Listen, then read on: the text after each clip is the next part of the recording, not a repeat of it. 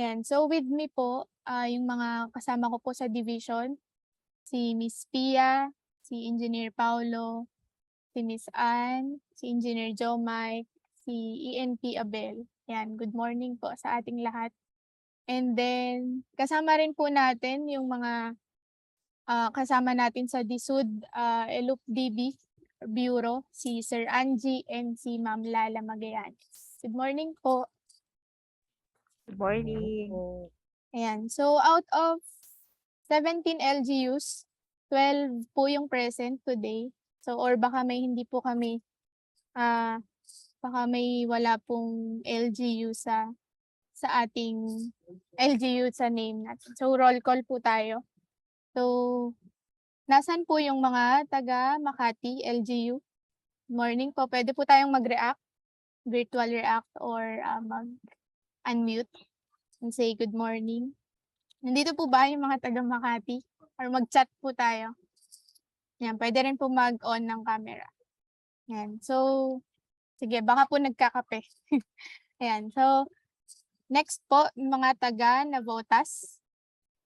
Yes po, good morning ma'am. Good morning Sir. everyone. Morning po. And then, Pateros. Dito po ba yung mga taga Pateros? Hello, good morning po, ma'am. Morning, ma'am. Mga taga San Juan naman po. Good morning po. Morning po. Las Piñas. Good morning po. Ayan, Good sir. morning. Morning po. Pasay. Hello po, good morning. Ayan, sir. Good morning po. Nagkita po ulit tayo. Muntinlupa. Morning po. Ayan, good morning, ma'am. Marikina. Good morning, ma'am. Ayun. Thank you for coming, ma'am. Good morning po. Quezon City. Sa aming kapitbahay. Hello, good morning po, Ayan. neighbors. Sir. Good morning po, Sir Marvin. Malabon. Hello, good morning po. Ayan. Maligayang Malabon. Morning po, ma'am. Valenzuela. Dito po ba yung mga taga Valenzuela? Ayan. Good morning, Sir Chris. And Pasig. Yan po Hello, yung- good morning Ayan. po. Good morning po. Ayan. So, baka may hindi po na-recognize. Nandito po ba yung mga taga-LGU ng Manila, Mandaluyong, Caloocan, Parañaque, and Taguig? Ayan. So, baka may mga kasabay din po na activities. Kasama rin po pala natin yung sa LUPD Division, si Miss Bea and si Engineer Christian. So, hindi ko alam kung nabanggit pa kita Ann and si Miss Ann, dito rin po. So, may short presentation lang din po kami about sa ating magiging activity. So, last September 23, Friday lang po, nag-send kami ng letters regarding dito sa Mapathon on potential sites for climate resilient and sustainable human settlements and urban development. So, ito pong activity na to ay initiative ng Environmental and Land Use and Planning Development Bureau with UN Habitat. So, ito pong activity natin ay hindi lang sa NCR magaganap, pero may iba rin pong mga clusters sa iba-ibang region na magkakaroon din po ng Mapathon. Ayan. So, quick background. Ayan po. Siguro po aware naman tayo, pinopost din naman po sa Facebook pages and sa mga news website, sa balita po siguro na narinig na natin, napanood natin na ang Department of Human Settlements and Urban Development ay nag-i-implement ngayon ng bagong-bagong programa, yung Pambansang Pabahay para sa Pilipino, Zero ISF 2028 program. So ang target po ng ating department ay magkaroon ng ma-address yung 6 million housing backlog within 6 years. So kung sa math po ay 1 million per year, sana yung maipatay yung mga pabahay para sa mga Pilipino, lalo na po sa mga ISF natin na nangangailangan ng ligtas na kabahayan. Yan. So yung target din po ay ma-transform, ma-redevelop yung blighted areas occupied by ISFs and idle government lands into prime residential and mixed-use development. that will generate revenues to finance housing projects for ISFs and spur economic growth and urban renewal in our cities. So, alam naman po nating lahat na ang Metro Manila ang isa sa mga may pinakamaraming ISF sa buong bansa. So, ang estimate po ay nasa 30% ng ISF sa Pilipinas ay nandito sa ating rehiyon. Yan. So, i-play ko lang din po yung video tungkol dito sa programang ito. Imagine a nation where every family has a place of their own. Walang Pilipinong walang bahay sa sariling bayan. A project of the Marcos administration. Pambansang pabahay para sa Pilipino. This project aims to address the current housing situation in the Philippines through the Home for Everyone Program 1. This program sets its focus on finishing the 6 million units backlog due to unaffordable housing and inaccessible housing funds by constructing 1 million homes every year for 6 years, alongside providing preferential interest rate of 1% to its buyers. The current ceiling of one socialized housing is at 580,000 pesos, which most Filipinos can't afford. With this program, Filipinos will now have the power to choose a house they can call home. Option 1. Socialized housing.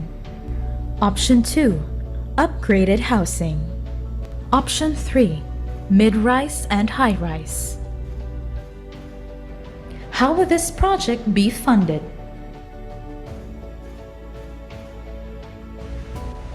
Funding will not be an issue because the money stays within the banking system. Bank lends money to buyers to buy a house. Buyers pay the developer. Developer pays the contractors. Contractors pay the suppliers for construction materials and labor. Suppliers and laborers deposit their money or spend them. As the Home for Everyone Program 1 prospers, more individuals and families will be qualified to avail of the housing program from Luzon to Visayas to Mindanao. In addition, President Ferdinand Marcos Jr.'s Pambansang Pabahay para sa Pilipino now introduces the Home for Everyone Program 2. This program aims to give solution to the housing problems of the poverty-stricken Filipinos. In 1938, President Manuel L. Quezon purchased 1,529 hectares of land, amounting to 5 centavos per square meter only. Today, with a property price of 100,000 per square meter, Quezon City is now one of the richest cities in the country. 4 strategies to achieve this plan. Utilization of idle land and idle money. Improvement of transportation and infrastructure. Tapping government construction. And implementation of easy payment plan. The program's source of funding will be from the projected market value of the 2,000 hectares reserve area, which is 1 trillion pesos at 50,000 per square meter after 30 years.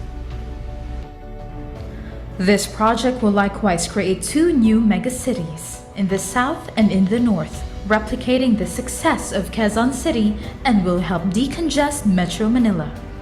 With the construction of the North-South Economic Expressway from Quezon to Cabanatuan, and ease in transportation of goods and services, agricultural development and economic growth will be its results. With this in mind, the Department of Human Settlements and Urban Development envisions to develop and transform these blighted areas and the Philippine landscape into prime, residential, and world-class waterfront developments. The Zero ISF 2028 project will set its focus on the identified areas to be launched for the first 1 million units, which will then be replicated across the Philippines.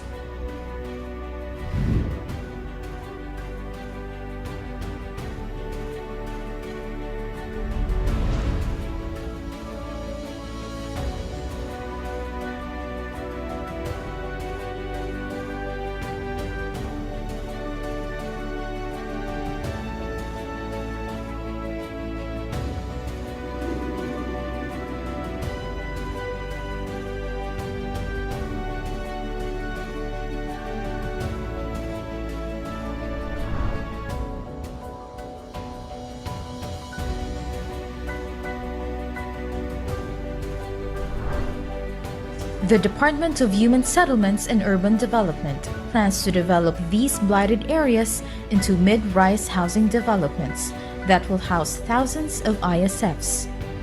This development will be strategically planned to have more open space applicable for outdoor activities and roads for easy access to and from the project.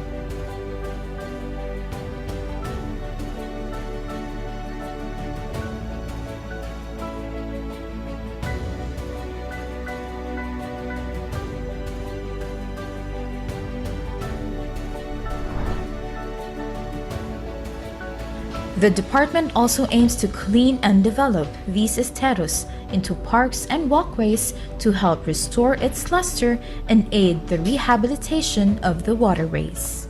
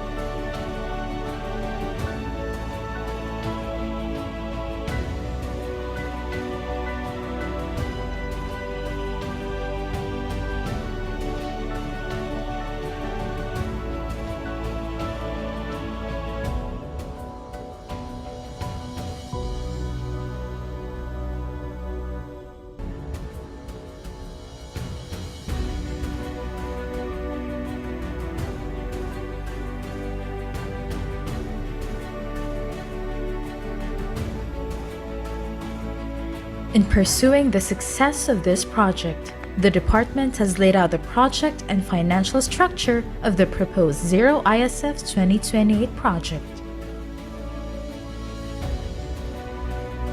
The Department of Human Settlements and Urban Development will identify the blighted areas for conversion to mixed-use development.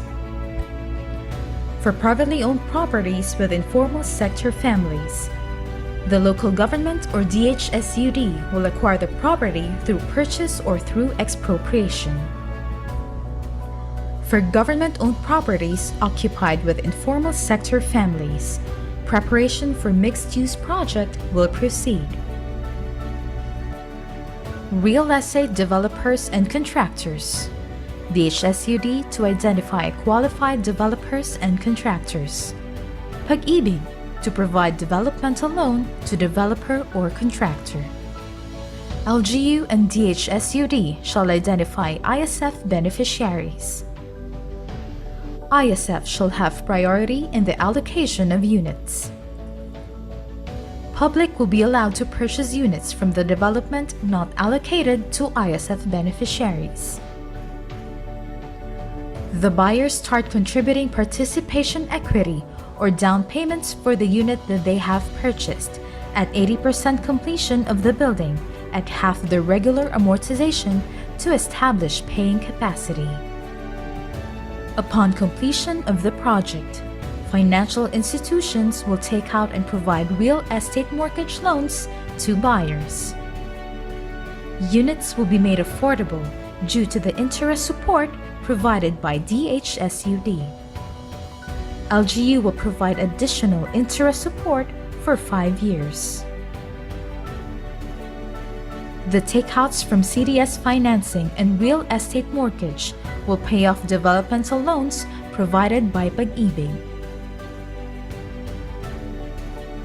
National Home Mortgage Corporation may purchase the real estate mortgages from banks and offer it to the capital market as mortgage-backed securities.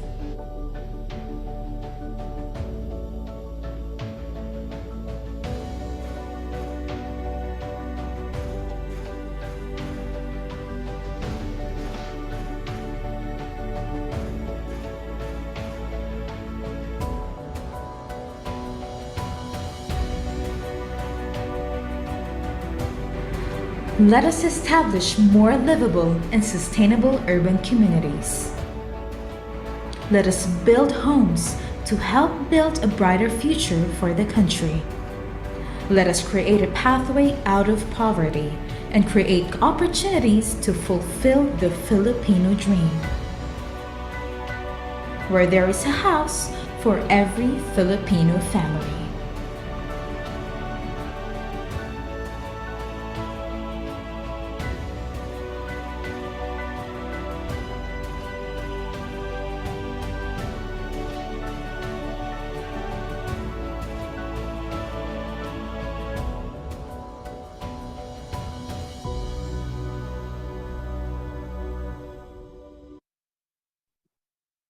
Ayan. So, ayun po ang pambansang pabahay para sa Filipino Zero ISF 2028 program. So, katulong po ng DSUD ay kayong mga kapwa-kawani ng gobyerno sa mga local government units para ma-achieve po natin itong programang ito. Ayan. So, katulad nga po ng nasabi ko kanina, ito ay ang isa sa mga nag-initiate ay ang Environmental Land Use and Urban Planning and Development Bureau ng DSUD dahil in preparation po to sa paggawa ng National Human Settlements and Urban Development Plan. So, para buong Pilipinas na po yung mai-include sa ating plano. So, yung isa po sa mga yung vision natin para dito sa integrated and sustainable human settlements and urban development sa ating bansa ay may mag-pilot ng mga projects, new town development and urban redevelopment, including on-site and in-city housing. So sa NCR po, siguro may mga LGUs po tayo na nag-relocate of city pero ang nagiging ending din ay bumabalik din sa ating mga sa loob ng ating city yung mga ISFs. So, ang plano na po natin ngayon ay on-site or in-city housing na talaga. So, saan po ba tayo kukuha ng mga lupa. Siyempre dun din po sa mga blighted areas, sa mga kung saan naka-locate ngayon yung mga ISF. So pagagandahin to and dun magtatayo din ng mga mid-rise building, and ang magbe-benefit, ang priority po, sabi nga po dun sa ating AVP, ay yung ating mga ISFs din. Integration of national and local development plans on housing and urban development. Ayan. So yung nakaangkla din po itong ating NHSUDP sa iba't ibang plano from national to regional. And then creation of opportunities for private sector investment and participation. So yung plano nga din po dito sa ating housing program ay magkaroon din po ng revenue sa pagpapatayo nitong mga pabahay. So kapag po naririnig natin yung aming secretary, si Secretary Acuzar, na sinasabi niya na kailangan paikutin yung pera. So kaya po mixed-use development din yung plano para dito sa mga areas na ito. Para tuloy-tuloy po yung pagpapagawa ng bahay and hindi maging ganon ka-problema yung pera pampatayo sa mga pabahay sa following years.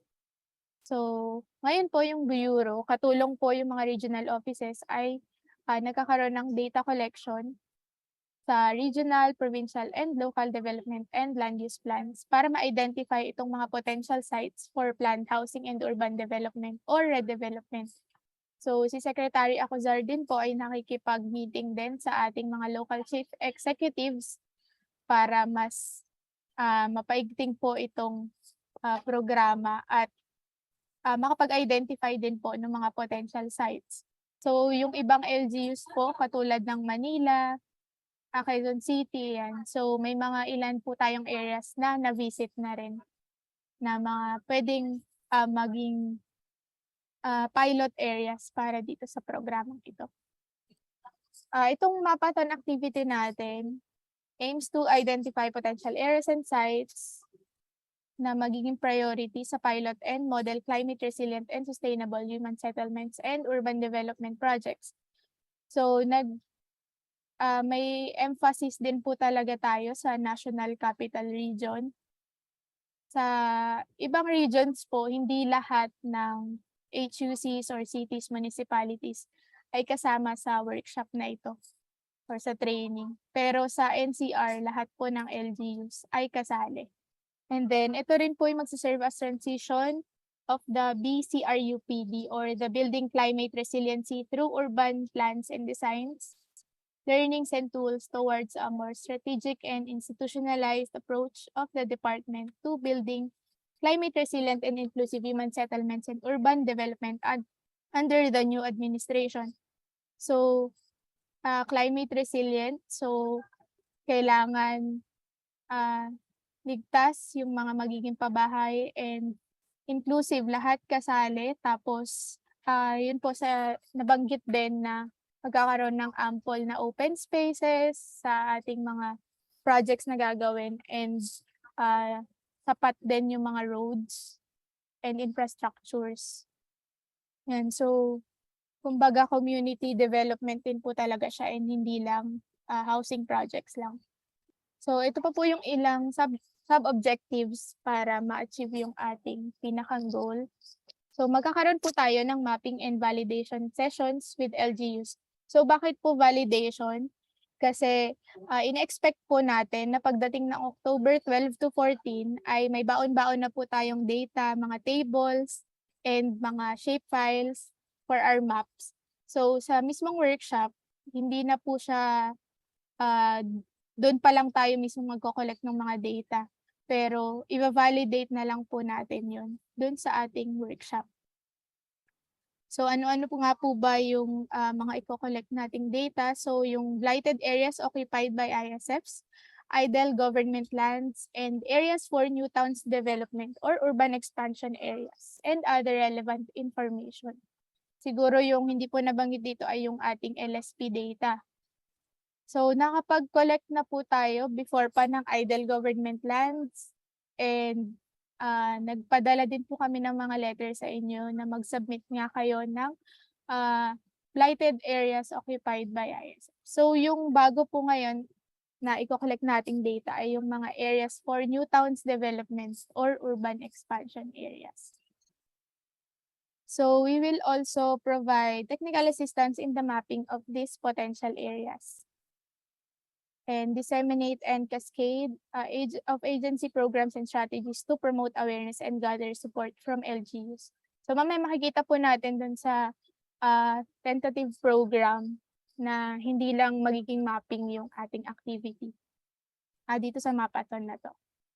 And so, ano nga po ba yung naging criteria sa pag-select ng major cities? So, major cities and urban centers which may have lands and blighted areas. So, for sure, lahat po ng cities dito sa NCR ay kasali dyan. Yan, high number of ISFs. And parang ang estimate po kasi natin sa NCR ay ang number of ISFs ay naglalaro na po sa 600,000 to 700. Yan. And potential sites for new towns and urban expansion or infill development. Ano nga po ba yung infill development? So halimbawa po sa isang area, hindi lang po mga high-end, high-income class yung mga magre-reside doon. Pero may mga halo din pong middle class and low-income class families. So para kumbaga hindi lang yung isang pamilya yung uunlad, pero damay-damay yung mga nandun sa community na yan. And then identified in the regional development plans as regional or urban centers. Yan. So for sure, kasama po lahat ng NCR, LGUs dito. Yan. So yung timeline po natin, ayan. So tayo po yung pinakaunang cluster na magko-conduct ng workshop. Kasabay po natin ang Region 4A and the Region 3, if I'm not mistaken, and 4B. And so ito po yung pre-work activity natin. So nagko-collect tayo ngayon ng data, pati ng shapefiles or maps. And then ito pong orientation din ay part ng ating pre-work activity. So sa ating mapping workshop po, yun yung sa October 12 to 14, yun na po yung finalization natin ng data and maps and additional inputs to national plan. So yung data consolidation and finalization na po ay bureau na po, DSUD Bureau, magko-consolidate. Ayan. So, kaya nang hihingi din po kami ng participants for our training. So, nakalagay naman po sa letter na isang planning officer or yung ating CPDO, CPDC, and isang mapper. So, para ang gusto po natin maging participant dito ay kung sino din po yung may alam kung saan makukuha yung mga data or may hawak ng mga data na kailangan natin dito sa ating mapathon. And siyempre, yung mapper po, sila po yung magiging katulong natin sa pagpa-finalize ng mga maps. So, yung ibang na-collect naman na po namin na data. So, DSUD NCR po, babaunin din po namin yung mga data na yun para ma-validate din sa mga LGUs kung updated po ba yung mga hawak naming data or may mas updated pa po kayo. Yan. So, 2 days face-to-face mapping and validation sessions po yung mangyayari. And isa po sa host region yung DSUD NCR. So, solo po natin yung workshop. Lahat ng participants ay from NCR lang din. And then, meron din po tayong invited na ibang mga national government agencies. Ayan. So, yung mga agencies po na i-invite din natin, MMDA, DENR, DPWH, DOTR, and LCP. So, pati rin po yung sa DSUD naman po, yung LOPD Bureau and PHSS. And ang ating partner ay ang UN Habitat. Yan. So, yung venue po natin ay i-finalize pa pero around Quezon City lang din naman po. And so, nabanggit naman na din po to kanina, yung consolidation and finalization ay care of LOPDB. So, sila po yung ma-finalize hanggang sa presentation maps. And magiging input to sa master plan. So, gusto rin po kasi ng ating department na magkaroon ng master plan yung buong bansa. Ayan, so dito po tayo sa data requirements. So yung local shelter plan data natin. So karamihan naman po sa NCR, ang alam po namin ay meron kayong mga local shelter plans. Baka yung iba lang po ay hindi na updated. So if may mas updated po tayo na data, dito po sa mga hinihingi natin katulad ng total housing needs, total ISFs, number of displaced households, and land needed for housing, land identified for housing. Yan. So baka po kasi yung ibang LSP ay medyo matagal na nung na-approve. Yan. So next po ay yung ating ISF sites inventory. So yung ibang LGUs po nakapag-submit na nitong ISF sites. Yan. So yung mga hindi pa po nagsasubmit, hintayin po namin yung inyong mga submission. And then LSP, ISF inventories. Yan. So may mga definition of terms lang din po dito. So familiar naman na din po siguro tayo dito. And then sample map po nung ISF site na yun. So mas gusto po natin talaga na shapefile na. Kasi though mabivisualize naman po siya sa Google Earth, pero halimbawa po kami as dito sa DSUD NCR, hindi rin po namin ma-identify talaga kung hanggang saan yung boundaries. Hindi kami mismo hindi namin mapaplat. So kaya kailangan po talaga namin ng tulong nyo from the LGU dahil kabisado nyo yung inyong city or municipalities. So ito po yung sample sa Baseco. And so naka-plot na po siya dyan. And then third po sa ating data requirement ay yung inventory of government lands. So ito po yung medyo matagal na kinokollect din talaga ng DSUD. So marami na rin naman po kaming mga na-collect. So baka yung iba lang po ay may mga kulang pa na submission. Yan. And then ito pong inventory of government lands ay may map din po nakasama dapat. So ganito po yung example niya.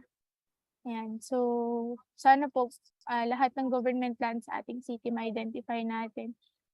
So para din po ayan, makita din po natin dito po kasi sa zoning classification, syempre may ipapakita po natin kung vacant siya, idle. So isa po 'yun sa pwedeng maging basis para ma-utilize natin yung government lands na 'yon for this housing program. And then fourth ay potential sites for new towns development or urban redevelopment. Ayan. So ang example po natin dito, sa province po kasi malalaki pa yung areas, pero dito mukhang dun tayo sa urban redevelopment. Since yung malalaking areas natin ay populated ng mga ISFs. So include din po natin kung yung area na yon ay included in CLUP or may master plan. Kung meron po tayong identified na PUD.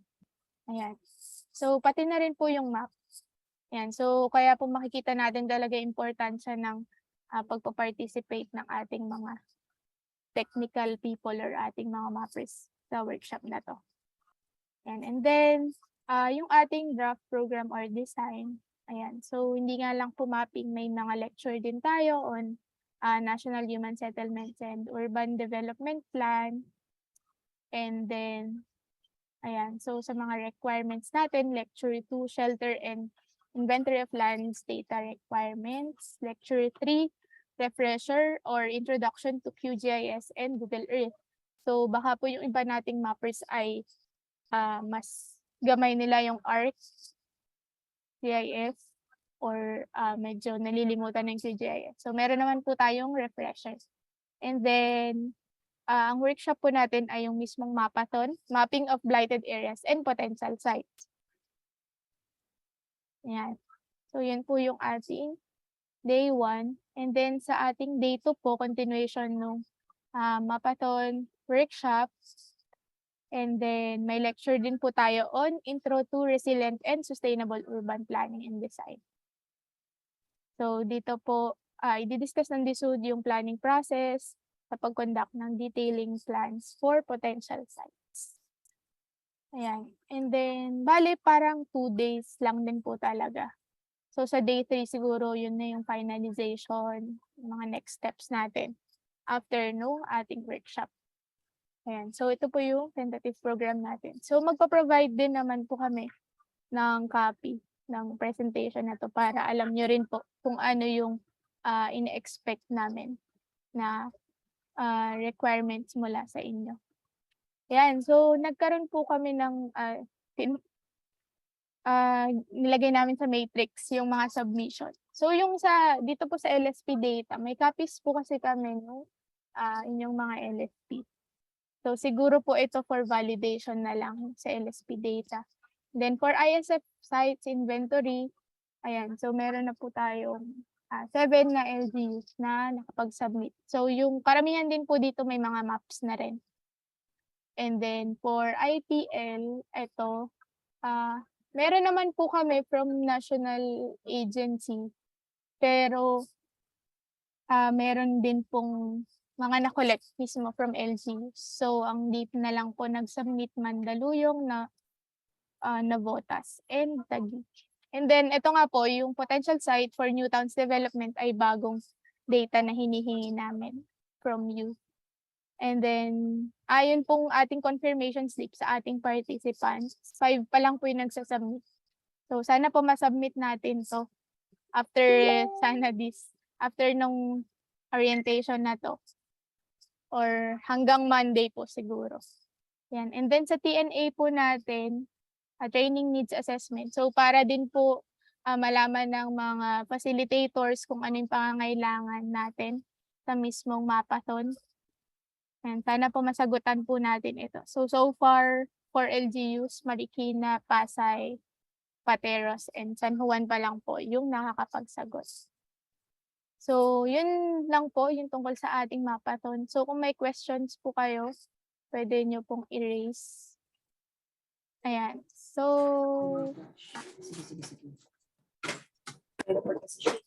Sir Edmark, may question po? Ayan. So, pwede po ba maging 3 representatives yung sa isang LGU? So, dito po medyo magiging mahigpit. Baka dalawa lang po talaga yung participants natin since funded po ito ng UN Habitat. So, wala po kaming control, sir, kung ilan yung makakasama. So, may accommodation din po kasi ito. Yan. So, any other question po? So, magpa-provide po tayo ng presentation din.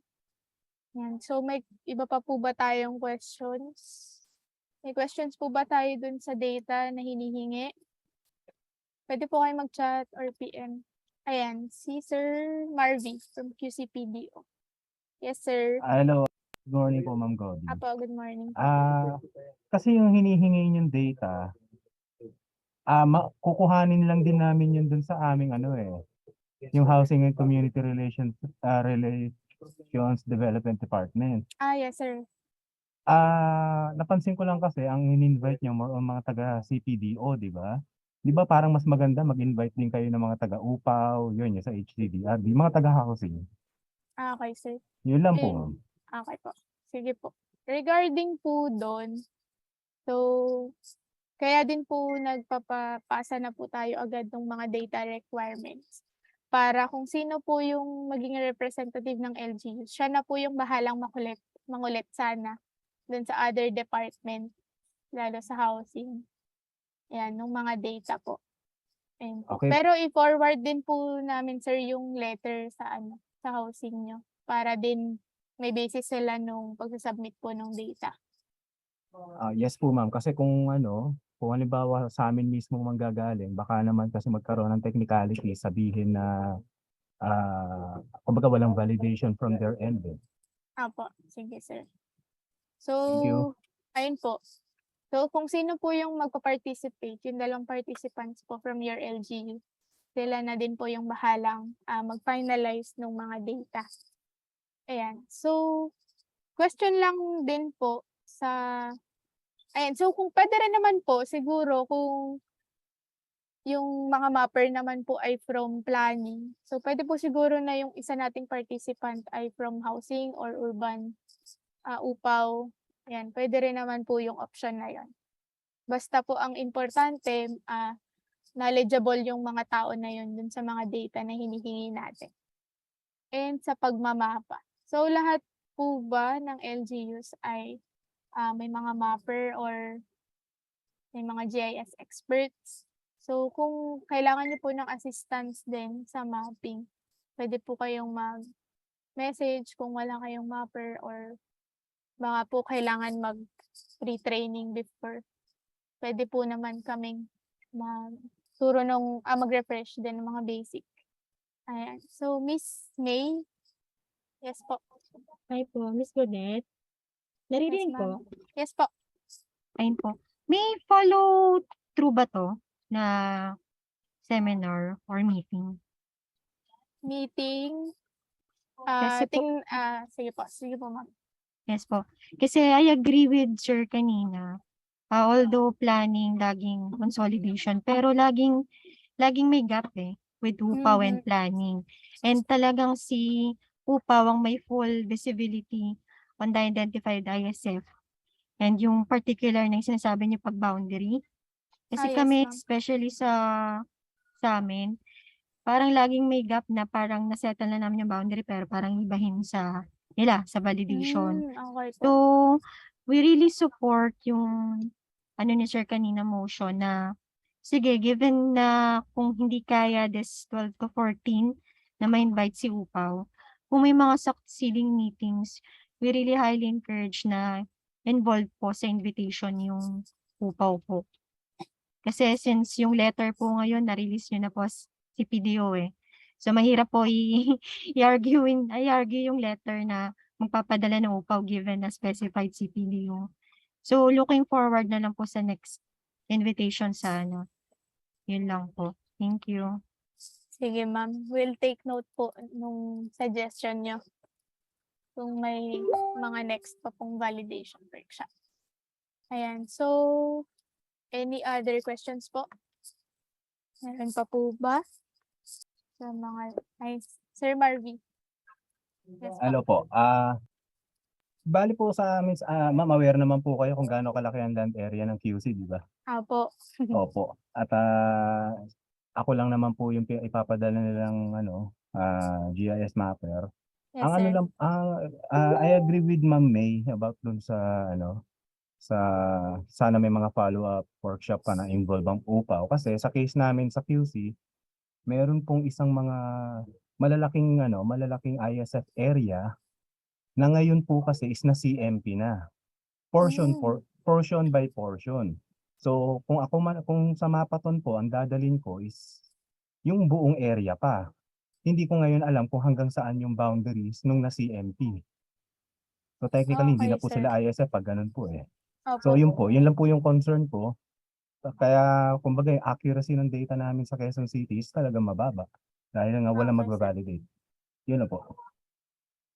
Sir, pwede kayang before yung mapathon ay ma-validate natin siya dun sa housing department? Magkaroon po kayo ng free Pwede naman po ma'am, Opo. kahit informal na lang. Sige po, total October 14 to 15 pa naman. Opo, medyo Pero yun nga pa po, naman, sir. sa laki kasi ng land area, siguro baka matagalan. Kung ano na lang po siguro yung maging available. Okay, sige, sir. Thank you po. And so, tawagin ko din po si Jomai about dun sa, so siya po yung mapper namin dito sa division. About sa validation ng ISF data per LGU. Hello. Okay, so good morning po. Meron po kasi kaming data dito ng mga ISF na shapefiles po. So, i-share po sana namin to sa inyo for validation. So, let me share my screen lang po sa Ayan, so hello po. So, since nabanggit po kanina na upaw din po pala mag-validate nito. So, i-confirm ko na lang po sa inyo if ito po bang isi-send namin is diretso po ba namin sa upaw or sa CPDO po. So, ito po yung sample data na meron kami. So, shapefile po siya. Ito po yung mga yellow. So, Yung yellow po is identified ISF po sa amin.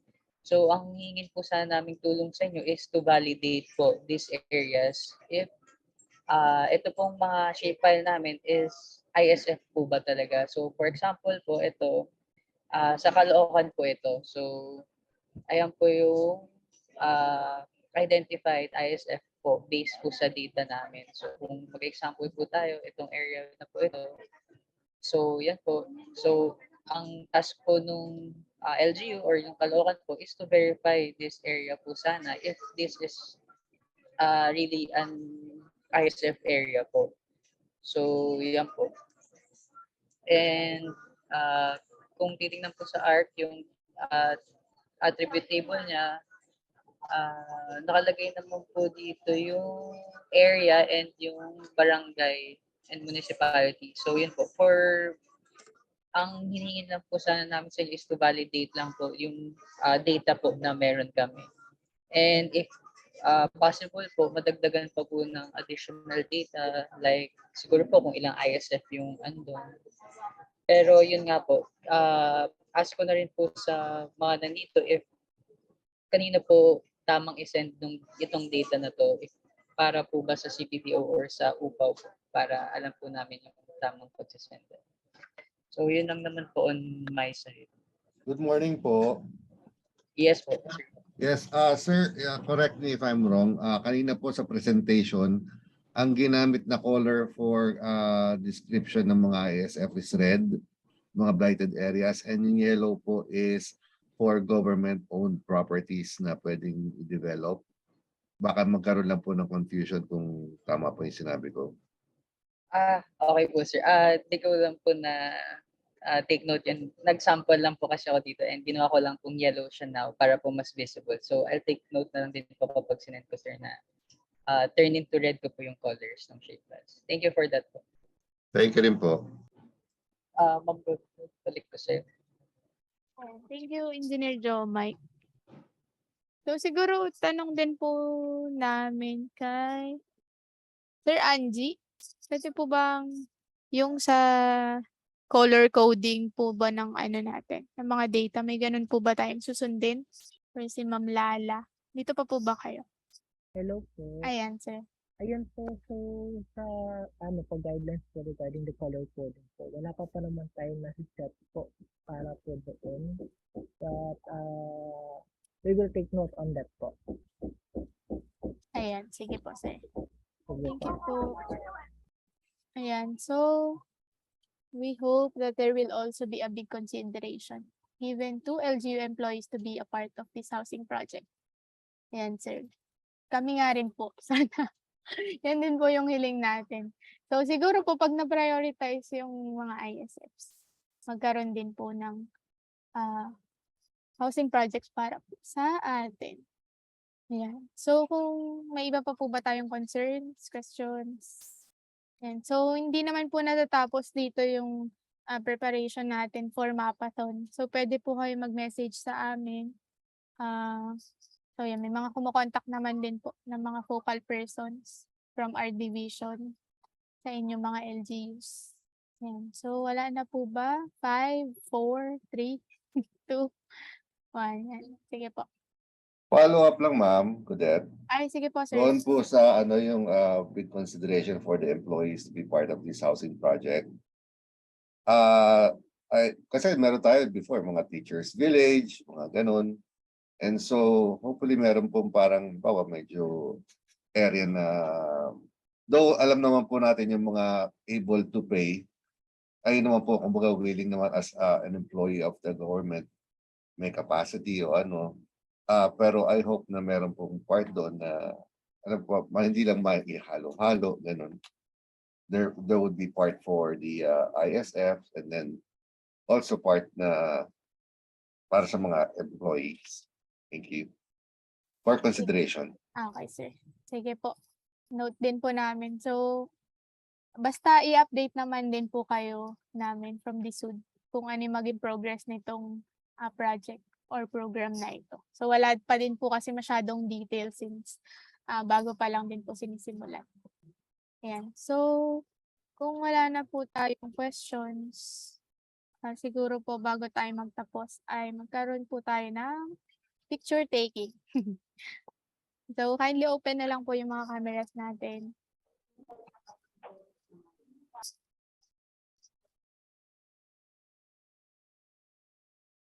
Yan. So we have 2 panels. So, okay na po ba lahat? 1, 2, 3, smile. And wait lang po ah. Isa pa po. 1, 2, 3, smile. Ayan. Thank you so much po. So, ayun po. Nagre-request po talaga kami ng tulong from all the NCR LGUs para po dito sa ating mapaton. So kung may questions po, message lang po kayo and patuloy po kami mangungulit hanggang October, mag-start yung October 12 na mapping natin. So kita-kits po tayo doon. Thank you so much po and happy weekend. Happy Friday. Bye po. Thank you po. Thank you po. Thank you. Thank you po.